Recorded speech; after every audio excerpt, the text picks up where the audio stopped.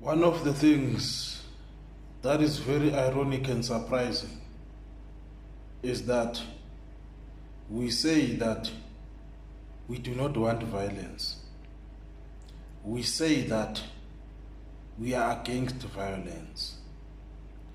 But if we look at the entertainment that we watch on our television sets and on our subscriptions to the various platforms that give us entertainment, all that we see is violence and murder.